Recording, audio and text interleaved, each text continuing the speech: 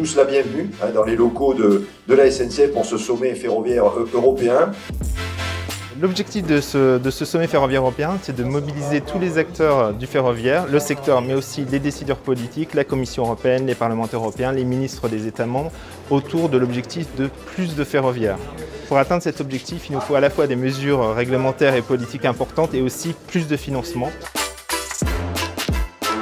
Aujourd'hui, c'est une journée formidable, c'est une journée véritablement européenne et c'est l'occasion pour toute la SNCF, le groupe SNCF, de montrer l'ensemble de ses dimensions, aussi bien en termes d'innovation. Vous avez ici les plus belles maquettes que nous avons pour pouvoir montrer l'avance que nous avons, nous, notre groupe ferroviaire. Et puis le deuxième sujet, c'est l'occasion, sous l'autorité du président Farandou, de pouvoir accueillir nos homologues européens pour un seul débat, faire plus de ferroviaire en France, plus de ferroviaire en Europe. Le projet X20, c'est une caméra qui est équipée de son intelligence artificielle embarquée. La caméra est fixée au-dessus des voies, elle filme le toit du train et grâce à son intelligence artificielle, elle est capable d'analyser les images et de détecter de façon automatique la présence d'un défaut sur un pantographe.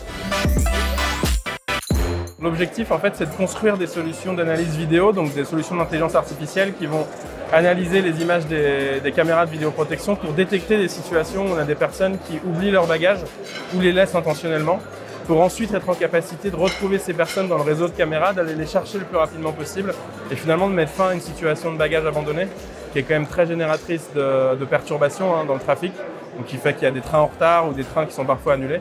Là, l'idée, c'est vraiment, avant même que finalement on considère l'objet comme abandonné, d'aller récupérer le propriétaire et de le ramener à son bagage.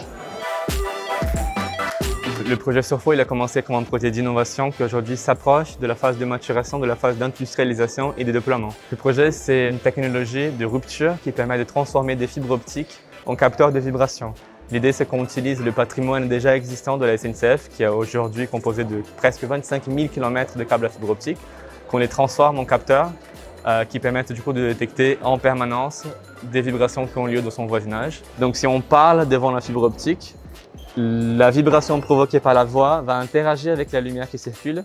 On la récupère avec cet équipement qui est là et on arrive à la restituer en l'écoutant avec ce casque.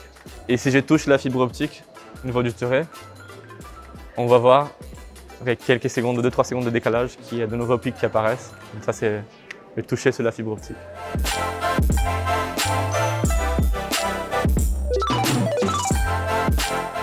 Le robot qui est derrière moi, qui peut naviguer en autonomie dans les trains, pourrait être utilisé par exemple pour désinfecter les espaces voyageurs des trains ou aller repérer les voyageurs restés à bord des trains avant que ceux-ci ne soient renvoyés au garage. Les deux robots qu'on présente aujourd'hui fonctionnent grâce à des lidars.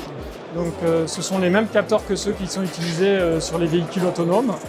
Et donc grâce à un faisceau laser, on peut reconstruire en 3D tout l'environnement qui vient entourer le robot.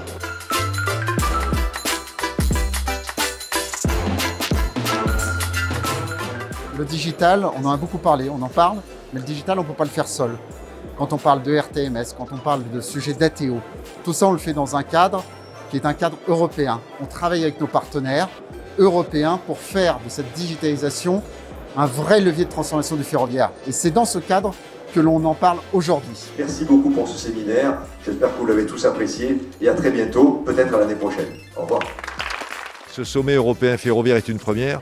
Je crois qu'à la SNCF, on n'avait jamais organisé une journée européenne. On avait déjà fait l'innovation, mais jamais au niveau européen. Et je crois que c'est important parce que moi, je suis convaincu, je le redis, que l'avenir de notre entreprise, elle passe par l'Europe. Et aujourd'hui, on l'a touché du doigt. Le train, c'est européen.